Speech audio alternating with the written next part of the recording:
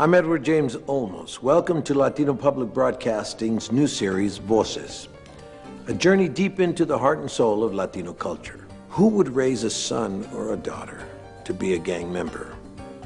It's not surprising to see generations of Latino families fall prey to this curse over and over again.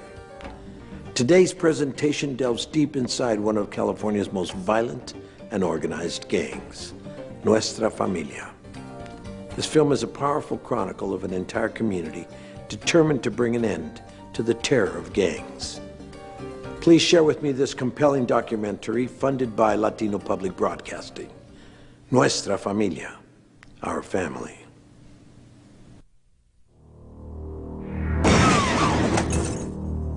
Adam 23, 618. Suspect just walked by officer. Hispanic male, short, black hair, sleek hat, wearing a white shirt, not tucked in, and black pants. Yeah, he's a witness. We got hold of him. That person. For the OT, they're known to have weapons in the past and made threats to other tenants. This is a witness that it happened right at the corner of one large steel crane. Apparently, kids, the suspects are hiding in the bushes at one of the forward sides of that intersection, so FYI.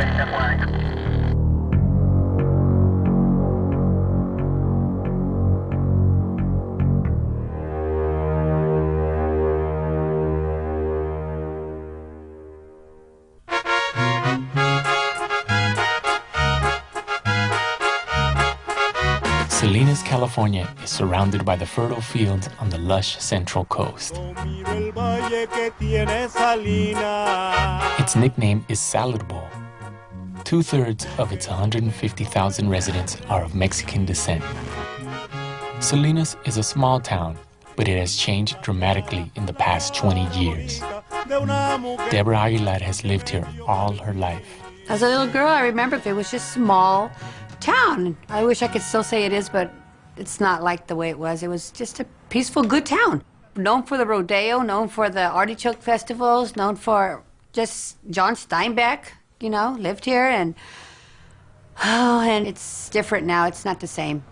In the mid-1990s, Deborah had to move with her sons to the east side of Salinas, an area known for gangs. Her oldest son got beaten up. He was seriously wanting a gun. And I started to cry when he said he needed a gun. He goes, I'm serious. I need a gun. I'm going to get a gun, Dad, and you guys are going to have to buy me one. What? No.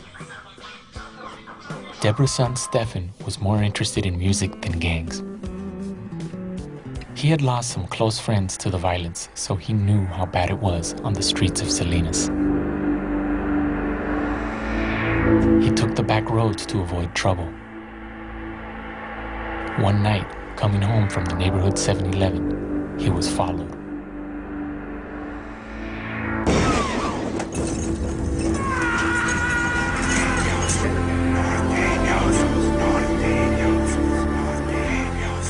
The person drove up alongside of my son, opened fire, and killed him. He was dead at the scene. I couldn't say goodbye to my son. They couldn't find me. I would have broke through those cops. I would have wanted to see my son and hug him. The situation now in Salinas is just way out of hand, and it's sad because now you hear about murders left and right. I think last year we hit something like 20 homicides, all gang related. It's terrible. I mean, every kid practically has a gun. You don't see fights no more. You see drive-bys, and that's a common thing in Salinas nowadays.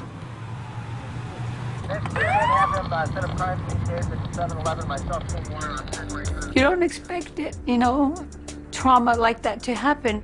I used to think, oh gosh, poor Tony's mom, poor Mikey's mom, and say, God, how awful that must feel. Then I would look at my boys and say, God, if that happened to me, no, gosh.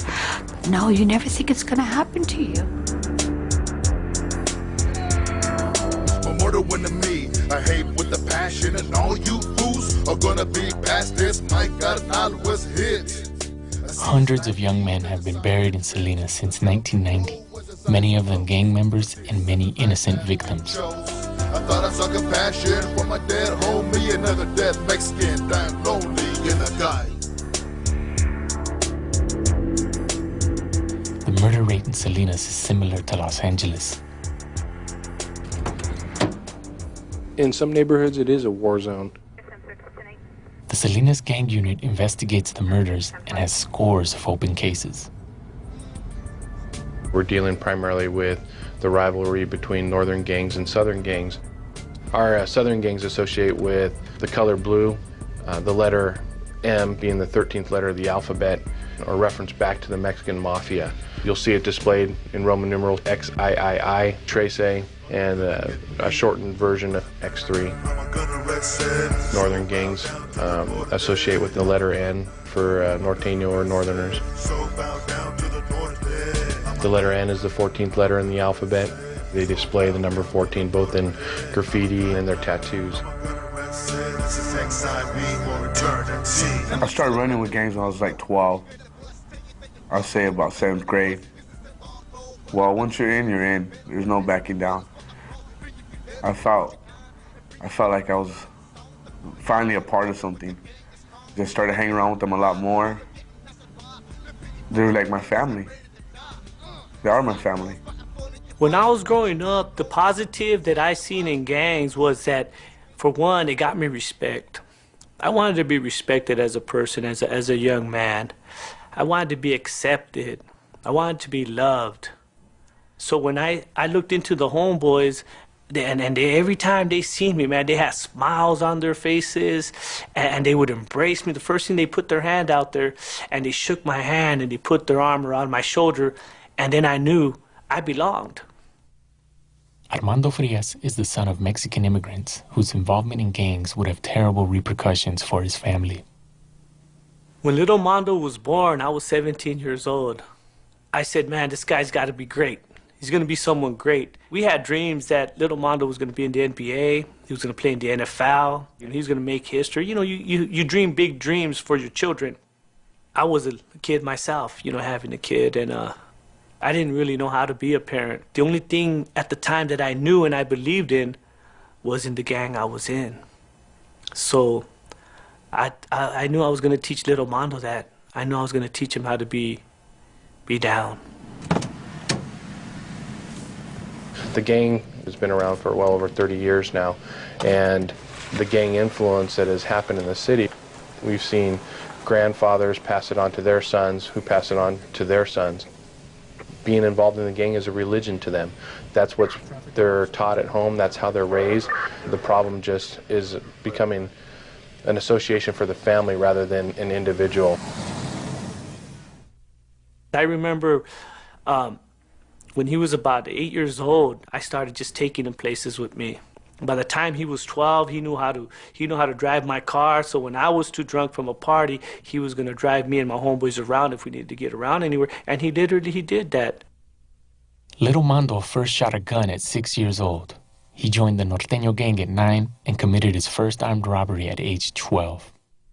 I remember one time, you know, I was drunk, you know, and there was this kid that was picking on Mondo. You know, and Armando evidently was afraid of him, you know, and didn't want to fight this guy, And I remember approaching Armando, and with so much anger, I was telling him, what's wrong with you? Why are you a wimp? You know, don't you know that you have to be a killer? You better start learning how to be a killer.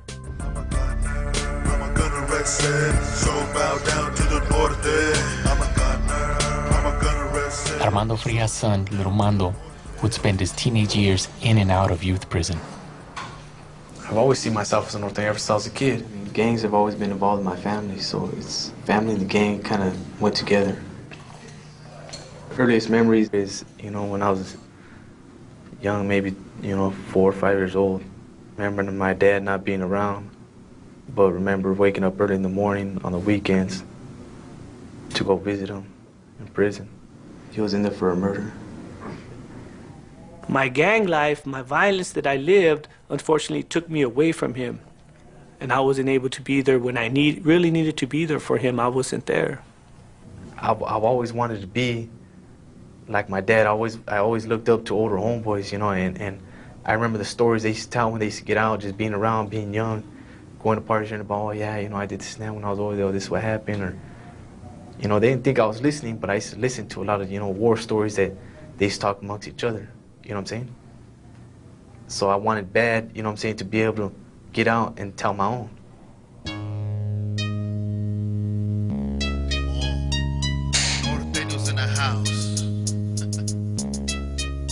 Armando Frias Sr. now visits Little Mando on Saturdays. I feel very guilty today about what I taught my son. You know, I created a lot of what he is today. If I wouldn't have been gone so much, you know, I could have led him a different route. You know, if I would have known the things I know today about where all my life was gonna lead and my son's life was gonna lead, I would have never gotten involved in gangs the way I did. Visiting my son is always a difficult thing to do because every time I go visit my son, I want to take him home with me, and I can't do that.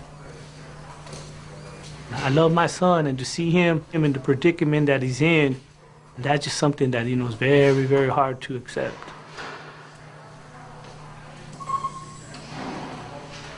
Lil Mando says he didn't have to end up in prison. There is a point when young men choose the gang life either out of fear, peer pressure, or the lure of easy drugs and money. This is what we do on a daily basis, post up, make some money from all the dope fiends out there. In Salinas neighborhoods, the easy money comes with a price. Make a little bit of bread. Norteños are always on the lookout for their enemies, the sureños. They call them scraps. They come back, we go back. They come back, we go back. They come back, we go back 4 times harder. Why do we hate scraps? Ask one of my friends, why do we hate scraps? They shot my little homeboy right here. They shot homeboy back in the head. I got shot right here in the leg. Scrap put the gun in my head. I said, pull the trigger. He put it down, shot my leg. He was afraid. Shoulder hip shot. Faced with daily threats, the gangs give kids protection, a sense of power. I don't care what other people think. I don't care how other people feel. I know how it makes me feel to get over on a rival. It makes me feel good. It gives me a feeling I can't explain, off or on camera. Just get these chills and it feels good. This gang member was arrested just weeks after going on camera. And once in the juvenile justice system, many young men end up getting more involved in gangs. That's what happened to Lil Mando. First, I went to juvenile hall. From juvenile hall, they ended up sending me to a boys' ranch. From the boys' ranch, I ended up going to a group home. From the group home, I ended up going to YA, which is California Youth Authority. The YA has become little more than a place where gangs teach kids to believe in what they call their cause. YA is just it's a schooling ground. There's certain things you have to go through in YA that are gonna pretty much make you more of a man, that type of trip, you know. The Norteño cause is basically not taking no abuse or not taking no disrespect, not taking nothing from the M and Sureños, you know what I'm saying? M, which is the Mexican Mafia. I said stop, oh yeah, what's that sound? Everybody watching what's going down. The Norteño cause was inspired in part by the struggles of Mexican-American immigrant farm workers in the 1960s. Cesar Chavez was really active at the time when I was growing up, and I remember that really, really clear because that was the happening at the time.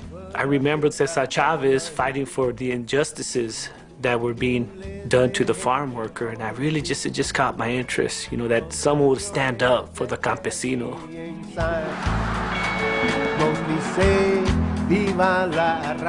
My parents came to Salinas from Mexico. In my early years as a child, you know, I remember working in the fields myself because, you know, we weren't well off, and I remember my father telling us that if we wanted to dress nice for school, that we had to work. And I started working about at 10 years old. I started bunching onions at Kubota Farms.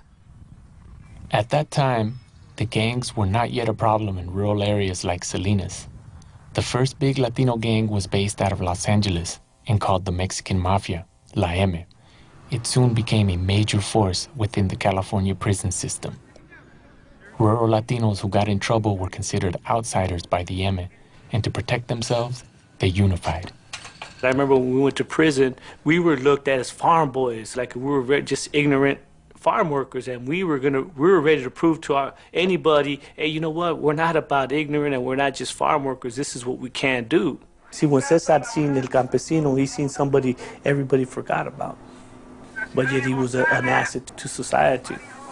He worked the agriculture fields. He united the campesino, united farm workers. We united as farm boys behind the wall. The red that we stood for was the blood that was shed in our sacrifice for our cause. Back in those days, the ME were preying upon those that were not part of the ME. So they would prey upon the norteños. They'd have them pay rent, kill them, have them bring in drugs or what have you. Well, you had a couple of individuals who were just as hard, if not harder than the ME, who didn't like what was going on. So then they decided to create the NF. At first, the NF, Nuestra Familia, was purely a prison gang. They wrote a constitution outlining their cause, borrowing from the message of Cesar Chavez, but ignoring his commitment to nonviolence. They stood for unity, education, and protection. Nuestra Familia had a military-type background. A lot of them had been in Vietnam, and they brought that military structure with them to their new organization, the Nuestra Familia. And they had a general, and they had captains, and they had right down to what they called soldados, they're soldiers. Police officer George Collard organized a gang task force to investigate the Nuestra Familia. The machine is an exercise regimen that every NF member in prison go through every day. Soldiers in the Army, when they train together and go through really tough times together, it brings them closer together. One of the main things that people got to understand out there is that in order to have an organization run, you got to have discipline. So a lot of these old timers, they instilled this discipline. And then when you got discipline, you start instilling respect and you start getting loyalty. They struck their enemies with a precision that was of military planning, which made it very efficient, and a chain of command that orders would go up and go back down. And it really took the California Department of Corrections by surprise. I mean, it was a violent time in the CDC. In 1989, the violence led the California Department of Corrections to build Pelican Bay, a supermax prison to house their most dangerous inmates. Isolated at the top of Northern California, Pelican Bay soon became the headquarters of the Nuestra Familia. For me, I was sent to Pelican Bay in 1994. I was only 24 years old at the time. I remember arriving in Pelican Bay like, oh, I just reached the pinnacle of my career, you know what I mean? This is what it was all about. Pelican Bay, this is where all the big homies were, all the ones who started it all, the big carnals, everyone that's calling the shots and who I take my orders from. I mean, this was where it was. I was in charge of educating other people, norteños or other structure members. I started educating them on the bonds, on the format, Aztec history, how to make weaponry, war tactics, where to stab somebody. And I was educating people on that. One of the people Epi Cortina trained in NF law was Willie Stokes Ramirez, an NF associate from Salinas. Those rules and laws they have talks about striving for a better education, self-respect, social status of equality. I mean, all these things are in there. Being a youngster, I read this. It was like, I never read this before. I mean, I never heard of something like this. It was like, oh, like the United States Constitution only was their Constitution. We also educated them on their basic education, such as reading, writing, math. We studied business, how to, take over a business, how to build a business, illegal ventures, whether there were bank robberies, armored car robberies, murder, extortion, money laundering. If there was money involved in it, we educated them. And it all sounded, man, like, oh yeah, man, I'm somebody now. It made me feel like, oh yeah, I'm really gonna do something for the betterment of my raza.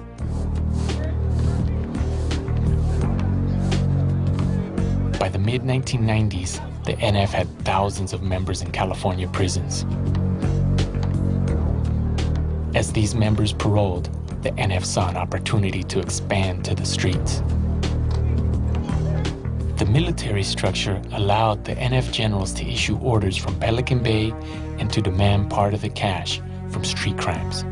They sent soldiers to set up regiments all over Northern California. And what we started doing is schooling all these youngsters. You know what I mean? They used us in order to go to school, our little brothers, our little cousins, you know what I mean? Not knowing what we were doing, all we were doing was setting them up to fill our shoes when we were no longer useful to them.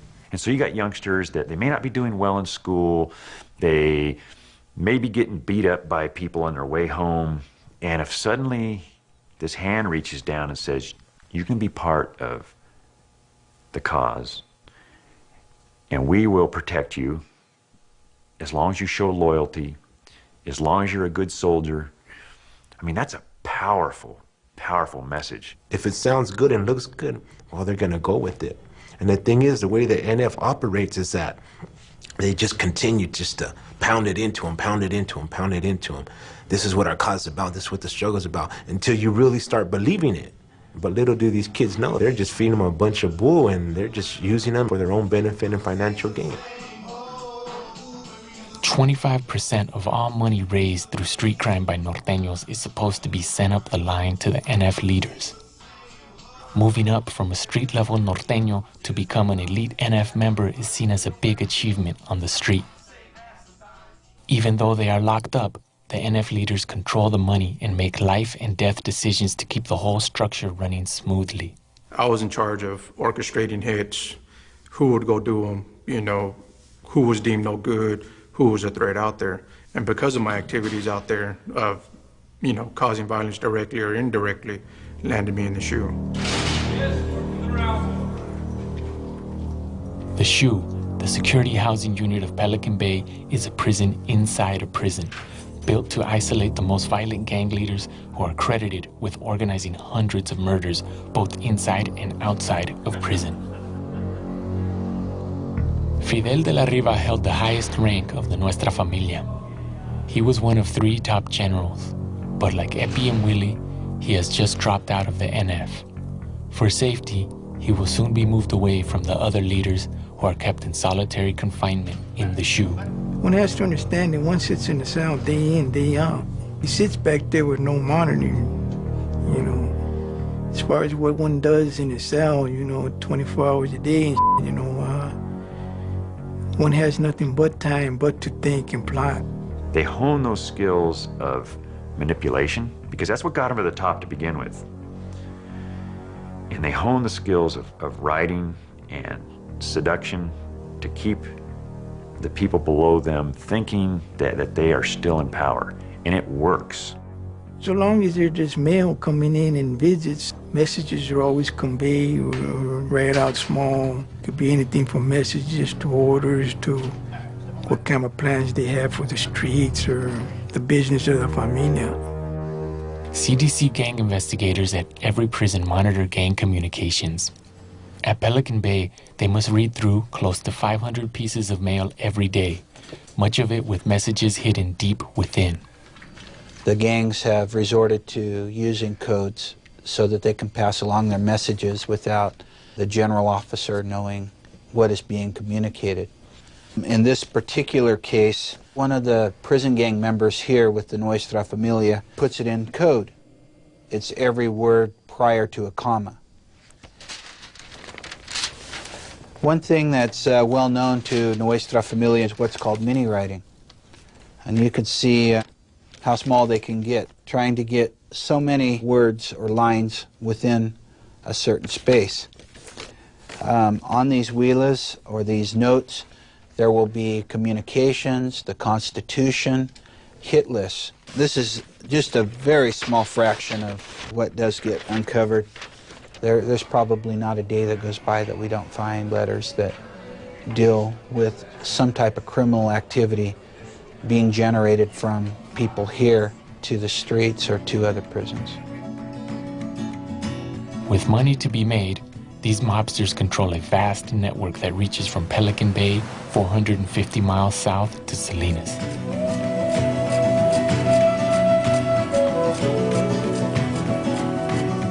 Salinas is seen as almost a mystical place by the NF. It's sort of, you know, I wouldn't equate it with Mecca, so much, but it is Salas, S-A-L-A-S. You see Salas tattooed on a gang member. He's got immediate credibility. Salinas is just seen as the cradle of civilization for the NF. A lot of the old-time players came from Salinas, and it continues to be a giant recruiting ground. On the streets of Salinas, the war between the NF and the Mexican Mafia is played out every day by the norteños and sureños. For the last decade, as the prison gangs sought to control more territory, the fighting on the streets got worse. As a father, Armando Frias worried that his son would become a casualty of this war. My son was going to be better than me. His goals were to do a lot more worse things than I'd done. At such a young age, the doors were open for him to get involved in a deeper scale of gangs. I'm talking about organized crime, something I never got involved with. I never got involved at that level. I started really associating with the NF in 2000, you know, and this time when I got out, you know, in 2001 when I paroled, there was a lot of things expected of me. Leo Mando was assigned to a regiment in Salinas that was carrying out NF orders on the streets. Once you make a commitment to the gang, it is enforced by blood. I mean, my life was, you know what I'm saying, was the cause, you know, that was my life, you know what I'm saying?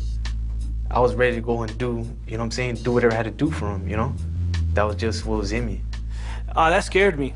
You know, it was going to be out of my hands, and there's nothing I was going to be able to do for my son, you know, once he made that commitment. Because when you make that kind of commitment, you're saying, my family's second, this is first. Leo Mando's regiment was tasked with running an NF-controlled area of Salinas called Chinatown. They ran guns and dealt in drugs.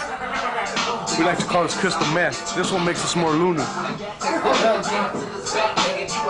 Drugs, guns, and theft are the main moneymakers of the young soldiers.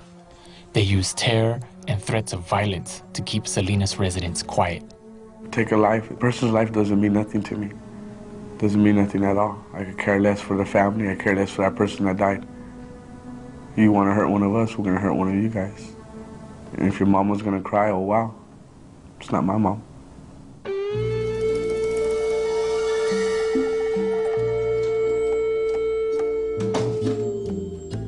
Hundreds of mothers in Salinas are crying.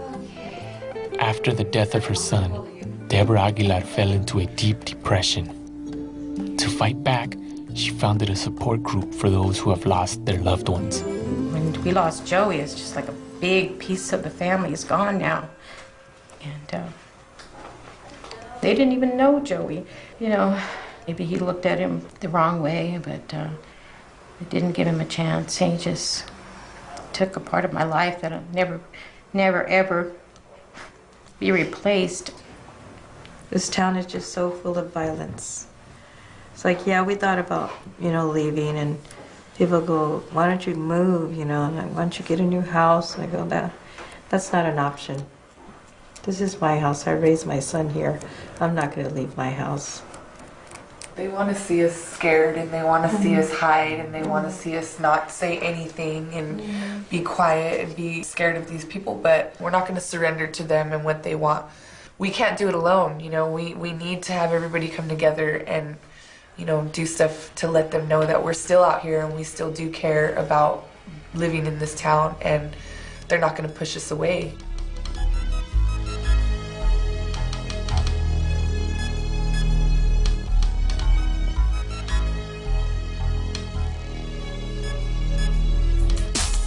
If located, arrest 273-5-166, primarily methamphetamine, and the victim states he is very violent.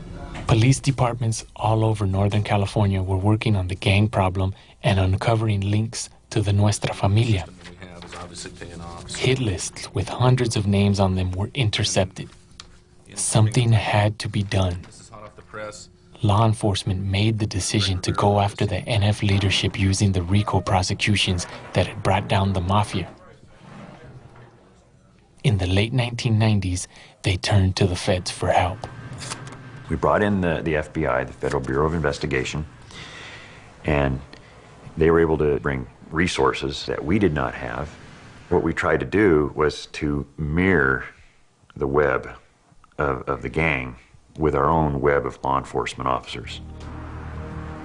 George Collord was part of a police and FBI task force that began a long-term investigation codenamed Black Widow, secret even within the police. And as investigators in Operation Black Widow, we not only went after the guy who pulled the trigger, but who ordered that person to pull the trigger. You've got an organization here that is killing people, and they're doing it by ordering people to be killed from inside prison and out on the streets. It was a real eye-opener for a lot of people. The strategy of the Black Widow investigation was to attack the leadership of the Nuestra Familia at Pelican Bay, men like these who run the NF from behind bars. But how do you punish men who are already serving life in prison? Collord says the plan was to remove these men from Pelican Bay and scatter them throughout the federal prison system. To succeed, investigators chose to recruit high-level informants to get inside the gang. Our first informant that started Operation Black Widow, he introduced us to some of the biggest players in Salinas. We began to develop this picture of a spider's web that stretched all over Northern California. In Salinas, Lil Mondo and his NF associates were unaware that the FBI was investigating the Nuestra Familia and was secretly recording meetings of NF commanders on the streets. Danny Hernandez, a hardcore NF captain recently paroled from Pelican Bay, had been put in charge of the streets of Northern California, including Little Mondo's regiment. He was a general for the streets. He was the main guy for the streets as far as Northern California, running all regiments. He was well respected. He had a lot of pull, you know what I mean? He had a reputation. Anything he said went. Anything he said don't do wouldn't happen. You know, because if you went against what he said, you're gonna get killed, basically.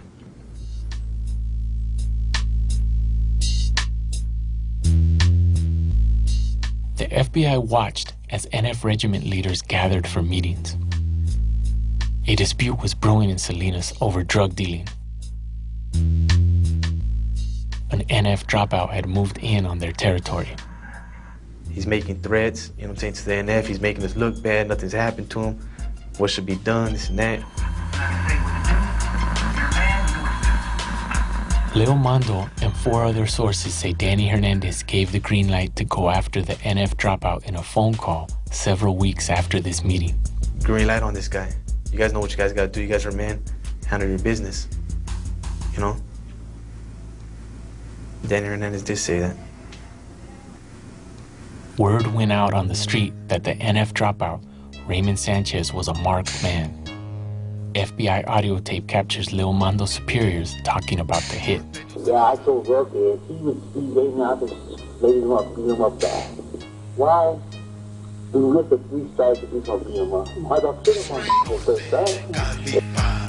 California North, California North, Norte, California North, California North. The next day, Lil Mondo went to Cap's Saloon in downtown Salinas and ran into Raymond Sanchez. Inside the bar, a security camera captured what happened next. We went to have a couple beers, you know, right there at Caps, play some pool and everything. We're out there, say probably about a half hour. Then you see Raymond Sanchez come in. I went, let my channel know that, you know, this person was here. What do you want me to do? Lil Mondo was told to wait while his superior came to the bar with a gun. As soon as he came right over, you know, went outside, you know what I'm saying, talked to him about, you know, what was gonna happen. When I walked in there, he was still drinking at the bar. I went, you know what I'm saying, went to the jukebox,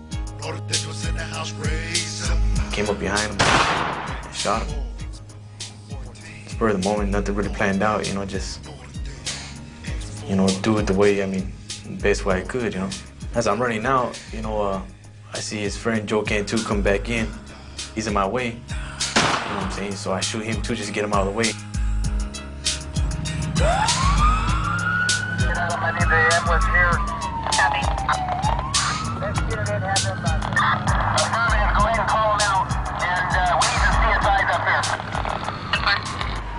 Leomando was 19 years old when he shot and killed Raymond Sanchez.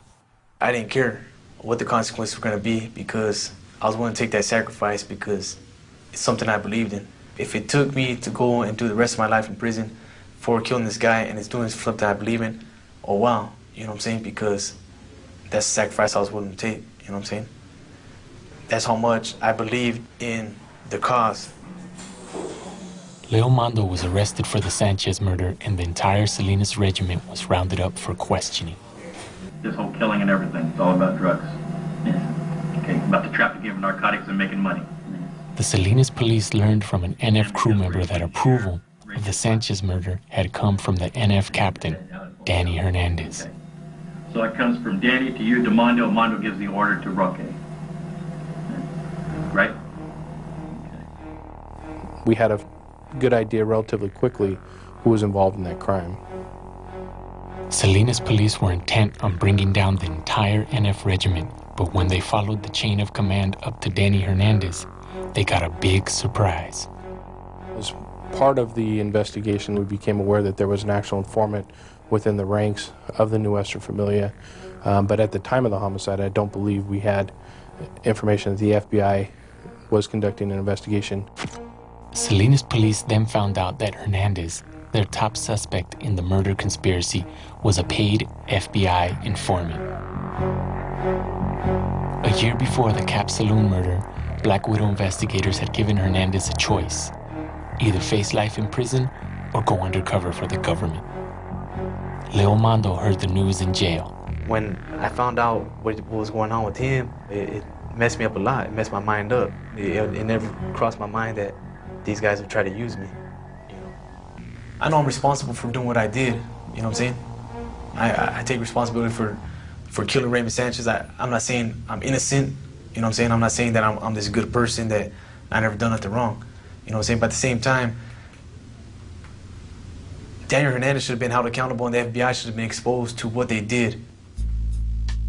The FBI and the U.S. Attorney denied repeated requests for interviews about this case. In court, they insisted Hernandez was not involved in the murder. The FBI says to get evidence, informants are authorized to participate in, but not promote, limited criminal activity. They say informants are tightly controlled. But how tight was the control over Danny Hernandez? Phone records show that phone calls took place between Leomando's regiment leader and Hernandez in the days and hours leading up to the murder. But these calls were not recorded by the FBI. Law enforcement has to use informants. It's something that you have to be very, very careful with. And the way that we operate is that if it's not taped, if it's not corroborated, then it's difficult to use. These FBI documents suggest that Hernandez was out of control, committing unauthorized crimes around the time of the murder, dealing drugs, and pocketing thousands of dollars. There is some validity to him being out of control. Working with informants can always be tricky. I mean, they're not police officers. They are usually criminals. And as such, they have a way of getting to information that you wouldn't otherwise get. So it's always a balancing act, and you always leave yourself open to criticism in using someone who's bad, but that's how the world works. The FBI, I feel they let it happen so they can have a case on all of us, and they knew about Raymond Sanchez. How come this guy wasn't notified? How come they didn't let him know, hey, these guys, you know, they're talking about you. You might be getting moved on. You know what I'm saying? That's their job to do if this guy's name's coming up.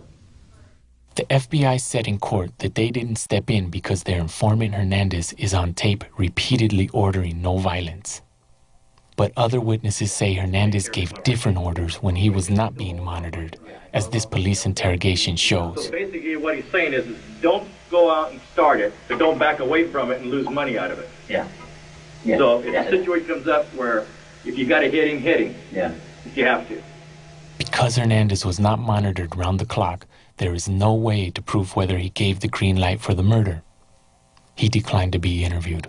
To tell you straight up, I think he was playing both sides, working for the feds and then operating with still as a member.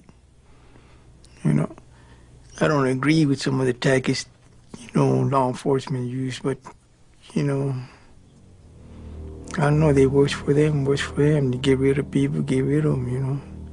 But I see in the process a lot of innocent people can also get washed up. When informants tell them about an upcoming murder, FBI regulations say they need to intervene.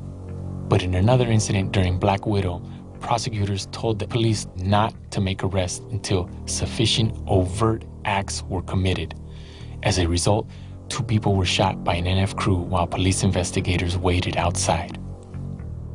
You have to have something to arrest somebody for. That helps to have the elements of a crime in front of you so that you can actually arrest someone. And if you're in the investigative stages and trying to develop a case on someone, you know, how much is enough? Are we there yet? They're judgment calls that are made by human beings who are not out of the movies. They're your neighbors, and they're people who are fallible, but their aim is good and true, and they're doing an honorable job and trying to do the right thing. The FBI says Operation Black Widow helped disrupt the NF and led to 75 convictions. But its effectiveness has been questioned, even by the federal judge who presided over the case. Critics say Black Widow cost too much and the FBI was irresponsible in its handling of informants.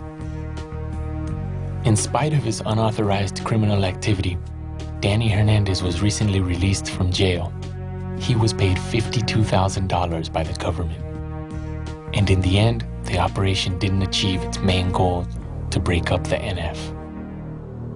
We can cut the head off that snake all we want, and there'll be a new head growing. So we don't ever back off on it and lessen our efforts to address that issue. As a result of Operation Black Widow, the NF is not dead. They will rebuild. It's like any war. If a sniper picks off a general, somebody gets a battlefield promotion. So the next generation of leaders will rise up and they'll be right back in business if the pressure isn't kept on them. It did have an impact on the familia, but just a setback. Generals ain't been replaced. They ain't been impeached, so they're still the generals. And wherever the generals go, that's where the mob is. And as a member, really, you ain't got no choice. You know, as a member, your life evolves around following orders, taking orders. From the lowest rank to the highest rank, everybody's subject to following orders, you know. And whether you like it or not, that's not for you to say, you know. Sometimes for just questioning the order could get you killed. While little Mando was awaiting trial for the Sanchez murder, his father decided to break his parole on purpose so that he would be able to spend time with his son in jail. My son's gonna do a lot of time. Just thinking about it, I would wake up, he was on the top bunk, and it was hitting me.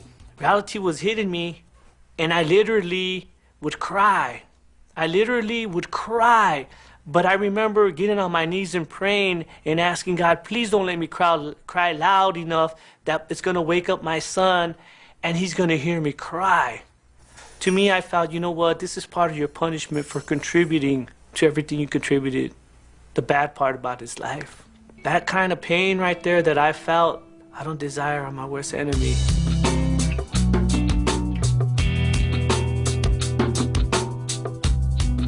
They make you believe that the cause is a certain way, you know what I'm saying? And you believe that until you get to the point you start being exposed to a lot of things, until you get into the mix so deep, you know, until you start getting involved as far as, you know, the money, the people getting moved on, you start seeing all this betrayal. You believe all that until you start seeing the real deal, you know what I mean? I started seeing everything for real, the way it really is, and that's what discouraged me to a lot of things, you know?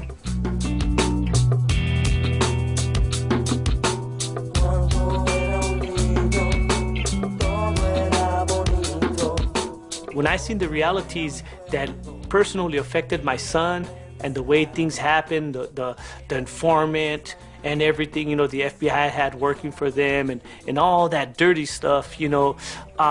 Like I said, I'm thankful that I never made those type of commitments, and I just hope that people open their eyes, you know, and let them answer it for themselves, you know. Is it worth it?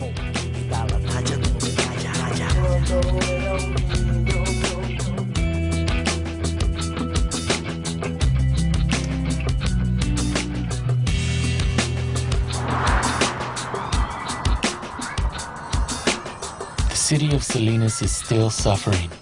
The violence is worsening, and with the city's current financial crisis, it's hard to know how to stop it.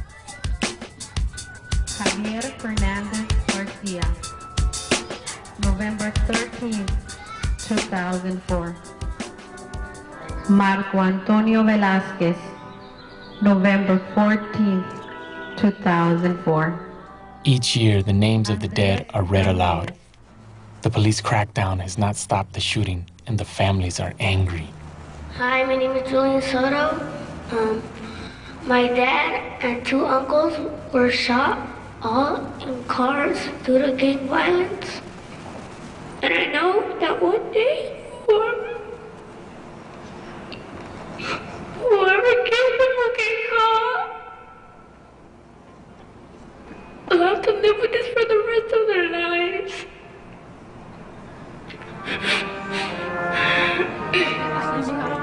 People are beginning to ask whether law enforcement operations like Black Widow are enough. If you don't want your kid to die out in some drive-by, out in some rumble, out in the streets, then start talking to them about the realities about gangs. Start taking them to programs, start getting help, man. You know, stop it. Slipping in and out of weird moods on a daily basis, walking on these streets and I can't find no smiling faces. Used to have aces, lots of Armando Frias is out on parole and has given up gangs for good. He works loading cargo in Salinas. In his spare time, he's helping with anti-gang programs like Barrios Unidos that give kids an alternative to the gang life.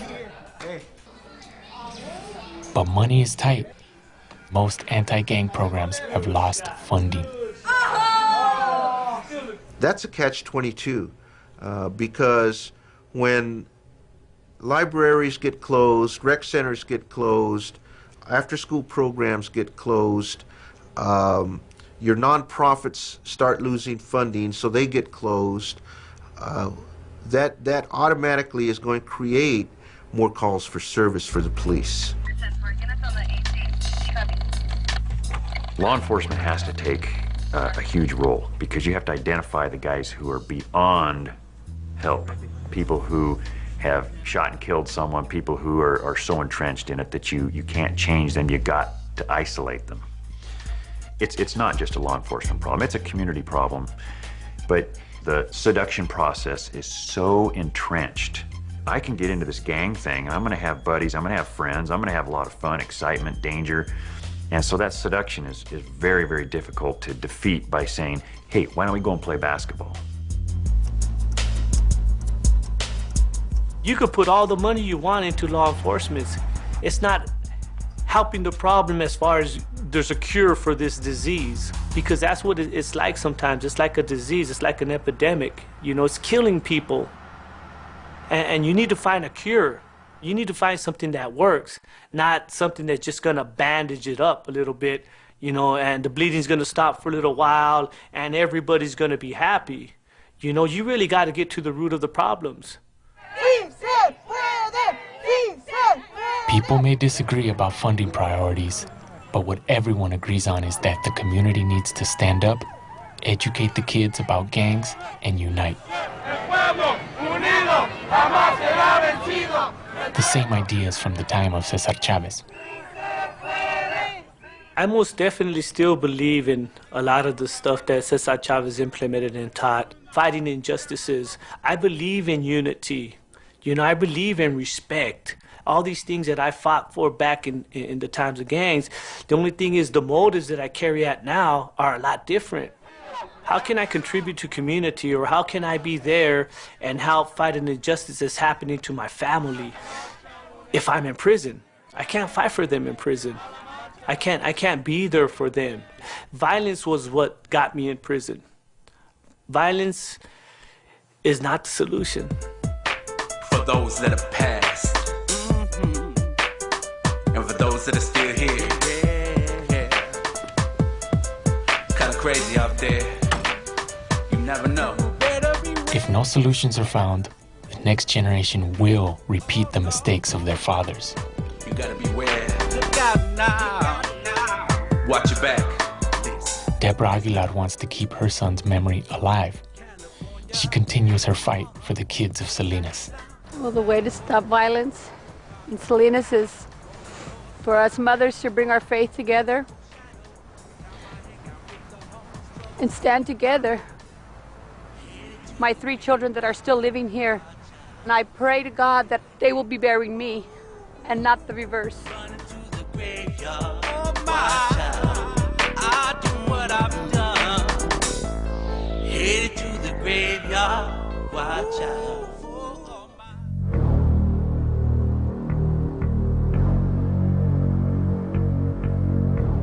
Since production ended on this film, Operation Black Widow has come to a close. 5 top NF leaders have been moved from Pelican Bay to a federal supermax prison for the rest of their lives. But even the federal judge who sentenced them worried that this outcome may simply spread the Nuestra Familia gang nationwide. Now California gang investigators confirm that the generals have already set up a national branch of the NF from federal prison.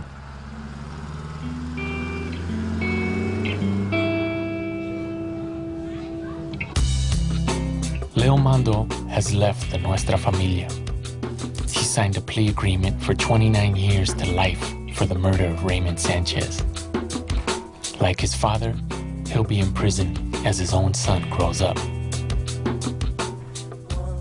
When I had my son and I knew he was gonna be a boy, I had so many plans. That's my biggest regret, you know. I want to just do something positive with his life, you know what I'm saying? Something good, you know? Something that nobody in my family has done. Armando Frias Sr. is helping to raise his grandson and has vowed to keep him out of gangs.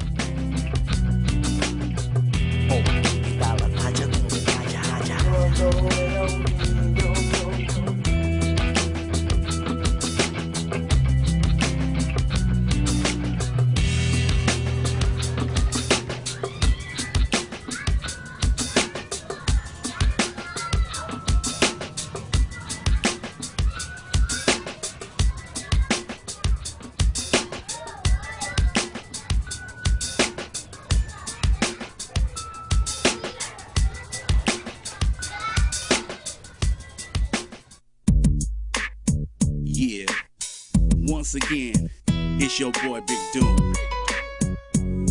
Salad bowl, baby, salad bowl. About to take you on another ride from the east side to seaside. Sit back, relax, check this here. Going out to all my riders and all the fine hollers from the north side of town to the west and east siders. For the G's on their blocks, throwing sets up and flagging. Low riders slapping on the asphalt and dragging. Trying to keep cool in the summertime heat. Stacey Adams on my feet as I stroll down the street, making ladies get hot with the skills that I got. I like the ones that don't ask why, but say why not.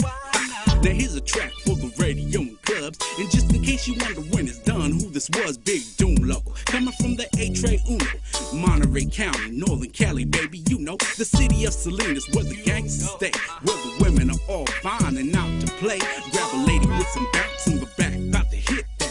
After I let the homies know where my heart's at. My true homies, you know that I love you.